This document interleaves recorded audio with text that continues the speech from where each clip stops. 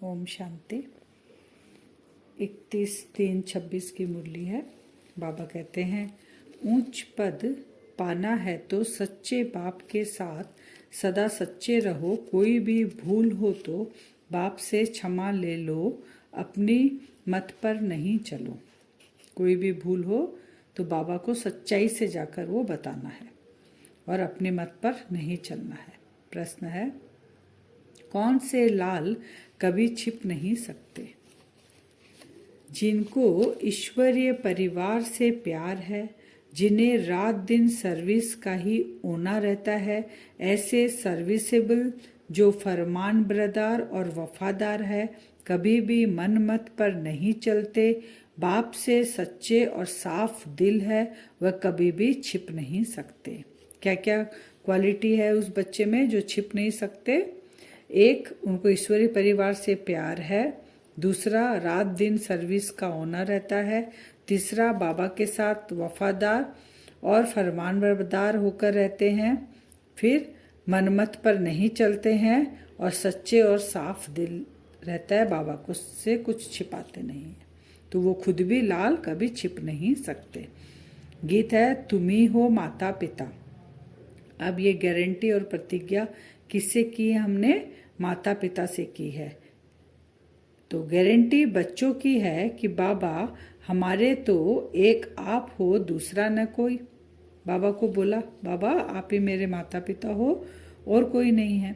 तो बाबा कहते हैं, ऐसे बच्चे को वर्षा ऊंच मिलेगा। जो कोटों में कोई, कोई में भी कोई, सिर्फ माला के दाने बनते हैं। जो बच्चे इतना गारंटी करते हैं, इतनी बड़ी प्रतिज्ञा करते हैं कि बाबा के सिवाय और कोई नहीं है मेरा, तो बाबा ने उसको क्या बनाया? माला का दाना। बाबा कहते हैं, जो सपूत बच्चे होते हैं, जो श्रीमत पर होते हैं, वो बहुत थोड़े हैं बच्चे। तो बाबा कहते हैं, इसीलिए देखो बाबा कहते हैं कोटों में कोई, लेकिन पहचानते तो कोटों में कोई, कोई में कोई है, लेकिन माला का दाना, वैजयंती माला का दाना तो 8 ही बनते हैं। कई बच्चे कहते हैं कहते एक है और करते दूसरा है। इसलिए बाप भी कहते हैं, देखो कैसा वंडर है, कोई बेले ही माला का दाना बनते हैं और वही दिल पर चढ़ते हैं बाबा के, क्योंकि भगवान आके समझा रहा है, फिर भी श्रीमत पर नहीं चलकर दूसरी मत पर वो चले जाते हैं। तो बाबा कहते हैं, अज्ञान काल में बच्चों का बाप से, बहन भाइयों का बहुत लव रहता है, माने लौकिक परिवार से अज्ञान काल में। तो फिर कहते हैं बाबा, भक्ति मार्ग में जो गाते रहते हैं, कितना लव से याद करते हैं बाबा को। फिर बाबा कहते हैं, यहाँ तो कोई न कोई का रिंचक मात्र भी बाबा से योग नहीं है। परमात्मा आ चुका है, वो हमें समझा रहा है, ज्ञान दे रहा है और हमें साथ लेकर जाएगा। बाबा कहते फिर भी रिंचक योग नहीं है उनका। अपनी मत पर गिरते रहते हैं, उनको पता ही नहीं पड़ता है कि हम क्या कर रहे हैं, माया कितनी दुस्तर है। बाबा कहते हैं, अपनी मत पर चलते हैं और धीरे धीरे नीचे की ओर उतर रहे हैं, नीचे गिरते जा रहे हैं, और ये भी एहसास नहीं है कि हम नीचे की ओर उतर रहे हैं। लेकिन बाबा को रिंचक भी याद नहीं करते हैं वो, बाबा समझाने के बाद भी। कोटों में कोई बाप को पूरा पहचानते हैं। कल्प कल्प ऐसे ही होता है। पूरा वफादार फरमान बरदार न होने के कारण उन विचारों का पद ऐसा हो पड़ता है। कहते हैं हम लक्ष्मी नारायण बनेंगे, हाथ भी उठाते हैं, परंतु चलन भी तो ऐसी चाहिए ना। ये हमारी पढ़ाई है, एडमिशन तो ले लिया, अब टीचर जैसे बोलेगा वैसे अगर नहीं पढ़ेंगे तो उच्च पद कैसे पाएंगे? सबसे पहले देह अभिमान थप्पड़ लगाता है, फिर काम क्रोध लोभ मोह। बाबा कहते हैं, सारे है तो सभी तुम्हारे दुश्मन। बाप कहते हैं, प्रतिज्ञा तो बहुत करते हैं आपकी श्रीमत पर। बाबा कहते हैं प्रतिज्ञा कर लेते हैं, बाबा से गारंटी कर लेते हैं, लेकिन श्रीमत पर नहीं चलते। तो बाबा कहते हैं, जो नहीं चलते उसे माया छोड़ेगी नहीं। कहावत है, सच तो बिठो नच। तो बाप के साथ सच्चा चलते रहे तो सतयुग में श्री कृष्ण के साथ जाकर डांस करेंगे। बाबा कहते हैं, रास लीला जो करते हैं वो है राधे कृष्ण की, दिखाते हैं और पीछे आता है रामलीला। देही अभिमानी बन बाप को याद करो। कैसे बाबा को याद करना है? देही अभिमानी बन। सवेरे सवेरे बैठ बातें करो, बाबा की महिमा करो। ये सुबह बाबा तरीका भी बताते हैं कैसे मुझे याद करना है। उसके बाद भी बच्चे सुनते हैं, समझते हैं और फिर भी याद नहीं करते। भक्ति मार्ग में महिमा करेंगे। बाबा कहते हैं क्या महिमा करते हैं भक्ति मार्ग में? माखन चुराया, उनको भगाया, अकासुर बकासुर, ऐसे बाबा कहते हैं अकासुर बकासुर को। तो बाबा कहते हैं यह बस और क्या कहेंगे, यह है सब झूठ, सच की रत्ती नहीं है। बाबा कहते हैं अकासुर बकासुर को मारा, माखन चुराया, सच की लेकिन रत्ती भी नहीं है। फिर रास्ता भी क्या बताएंगे मुक्ति का? जानते ही नहीं है तो मुक्ति उनको कैसे मिलेगी? फिर देवताओं को कहते हैं सर्वगुण संपन्न, संपूर्ण निर्विकारी। फिर विकार की बात कैसे हो सकती? तुम भी निर्विकारी बनो तो कहते हैं सृष्टि कैसे बढ़ेगी? बाबा कहते हैं देवताएं क्या है?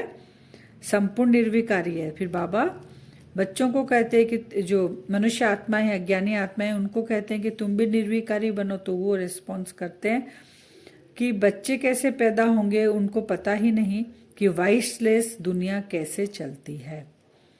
एक बार फेल हुआ तो बाबा कहते हैं कल्प कल्प नापास होते रहेंगे, नुद हो गया पाठ उसका। इसलिए पुरुषार्थ बहुत करना है, हृदय को शुद्ध बनाना है। नारद को भी कहा ना, अपनी शक्ल आईने में देखो तो देखा मैं तो बंदर मिसल हूं। तो बाबा कहते हैं जो कहते हैं ना भगवान जब आया तब तुम क्या तकदीर जब बांट रहा था सोए थे? तो वही चीज अभी प्रैक्टिकल में हो रही है। भगवान आकर भाग्य बांट रहा है और हम सुनते उसकी नहीं है और सुनते दूसरों की है, और ना उसको याद करते हैं, ना उसके साथ वफादार बन के रहते हैं। तो सारा मदार बाबा कहते हैं योग पर है। भारत का योग मशहूर है।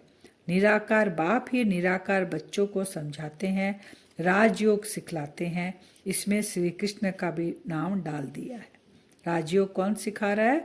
निराकार बाप ही निराकार बच्चों को समझाते हैं।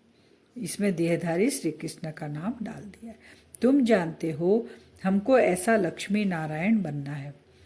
सन्यासी आदि कह देते गृहस्थ व्यवहार में रहे, कमल फूल समान रहे, यह हो ही नहीं सकता। लेकिन यहाँ तो प्रैक्टिकल में हो रहा है। कई बच्चे थोड़ी भूल होती है तो बाबा से भूल की क्षमा लेने जाते हैं। बाबा कहते हैं क्षमा ले लो, नहीं तो पाप वृद्धि को पाते रहेंगे, फिर तुम गिर पड़ेंगे। बोझा चढ़ते जाएगा, गलती पे गलती करते जाएंगे, फिर दिल से कष्ट हो जाएंगे। अगर बाबा को जाके बताएंगे तो बाबा कहते हैं मैं क्षमा कर दूंगा तो तुम्हारे पाप भी वृद्धि को पाएंगे नहीं और तुम गिरेंगे भी नहीं। 5000 साल की कहानी है। हम कैसे थे सतयुग में, फिर त्रेता में आए, फिर द्वापर में आए, फिर कलयुग में आए, अभी हम फिर संगम पर आ गए हैं। बाबा के साथ वफादार बनकर, फरमानबरदार बनकर, फिर रावण से विजय प्राप्त कर फिर हम अपना पद लेते हैं। तो बाप कहते हैं जैसे तुम वफादार रहते हो बाबा के साथ, वैसे अज्ञान काल में भी बहुत वफादार होते हैं। बाप साफ समझाते थोड़ा भी पाप करने से वृद्धि हो जाती है, फिर बाप के आगे सिर भी नहीं उठा सकेंगे।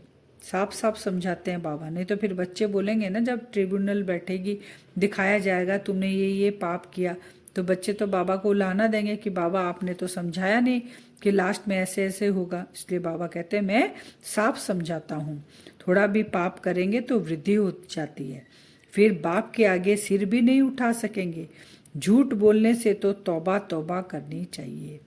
ऐसे नहीं समझो कि शिव बाबा हमको देखते थोड़े ही है। अरे अज्ञान काल में भी वह सब जानते हैं, तब तो पाप और पुण्य का एवजा देते हैं। यहाँ तो बाप से वर्षा लेने आए हो तो उसके बदले दोनों कान तो नहीं कटाना चाहिए ना। कहते हैं एक और याद करते हैं दूसरे को, तो बताओ उनकी क्या गति होगी। बाबा कहते मैं भक्ति मार्ग में भी पूरा हिसाब करता हूँ किसने क्या पाप किया, किसने क्या पुण्य किया।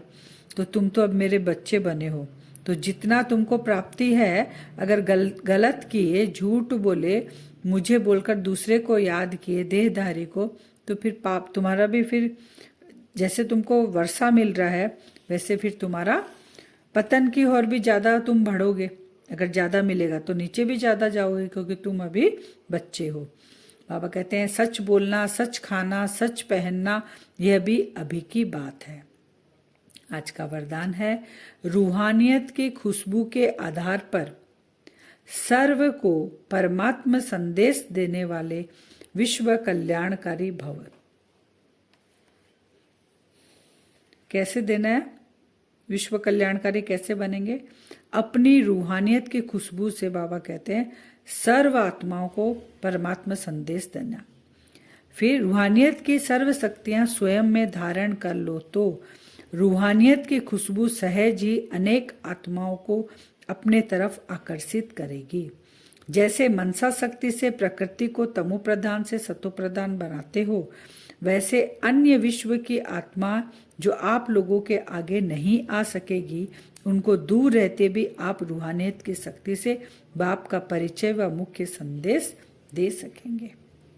स्लोगन है, अपने पास शुद्ध व श्रेष्ठ संकल्प इमर्ज रखो तो व्यर्थ स्वतः मर्ज हो जाएंगे।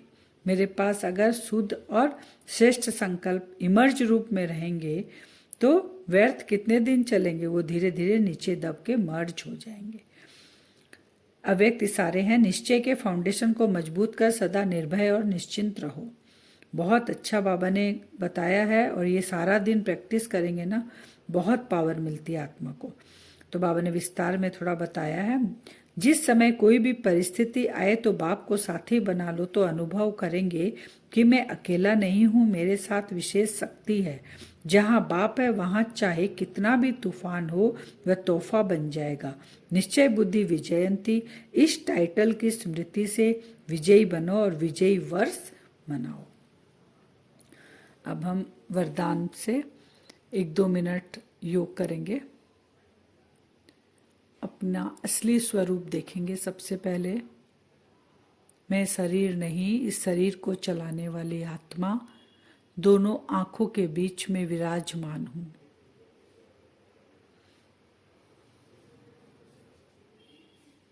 मैं आत्मा अपने फरिश्ता स्वरूप के साथ इस साकार तन से बाहर निकलती हूं। अपना सूक्ष्म शरीर देखें, फरिश्ता स्वरूप, आत्मा विराजमान है फरिश्ता स्वरूप में और उड़ चले अपने वतन की ओर, सूक्ष्म वतन की ओर। मैं फरिश्ता उड़ रहा हूं और सूक्ष्म वतन में प्रवेश करता हूं। सामने बाप और दादा भी सूक्ष्म शरीर में बाबा के सामने जाके खड़े होते हैं। बाबा मेरा हाथ पकड़ता है, दृष्टि देते हैं बाबा। दोनों फरिश्ते, बाप दादा और मैं, आमने और सामने। बाबा से मुझे शक्तियां मिल रही है। बाबा का हाथ पकड़कर हम ग्लोब के ऊपर चलते हैं। ग्लोब में भी दोनों आमने और सामने बाबा मेरा हाथ पकड़कर रखे हैं और दृष्टि दे रहे हैं, शक्तियों से भर रहे हैं। मैं आत्मा, मैं फरिश्ता रूहानियत की शक्ति से भरपूर हो रहा हूं।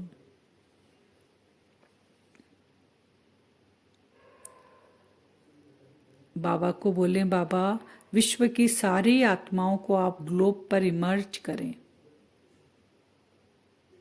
चाहे वो आत्मा गर्भ में है, चाहे उसके पास शरीर है नहीं है, जहां पे भी है, एक भी आत्मा वंचित न रहे। सारी आत्माओं को ग्लोब पर इमर्ज करें। बाबा को बोलें, बाप दादा को, कि बाबा सारी आत्माओं को आप इमर्ज करो। हर एक आत्मा के पास संकल्प पहुंच गया। सारी आत्माएं धीरे धीरे ग्लोब के ऊपर आ गई। अब उन आत्माओं को बाबा का परिचय दें। हे आत्माएं, आप जहां भी हो, समय बहुत कम है। आप बाप दादा को देख रहे हो। शिव बाबा इस तन का आधार लेकर हमें सच्ची गीता सुना रहा है, सहज राजयोग सिखा रहे हैं।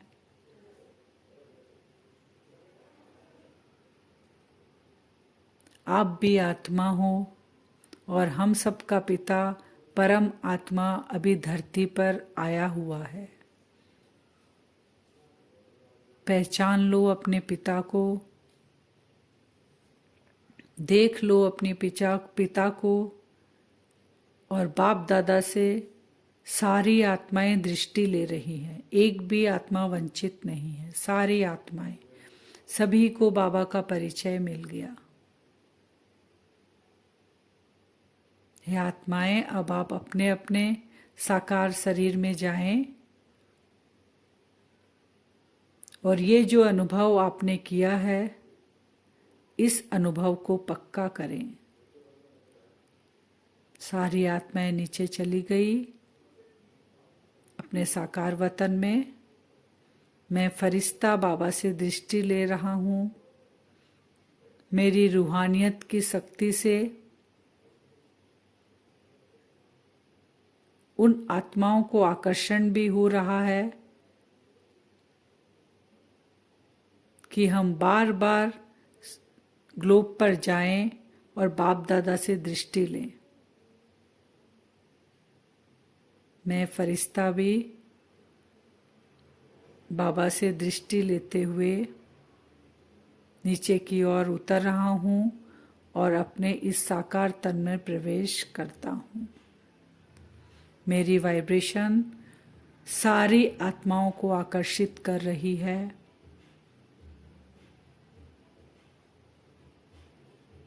वो परमात्मा की पावरफुल दृष्टि उनको आकर्षित कर रही है। सब बाबा के बच्चे बन रहे हैं। सबको अपने पिता का परिचय मिल गया। ओम शांति।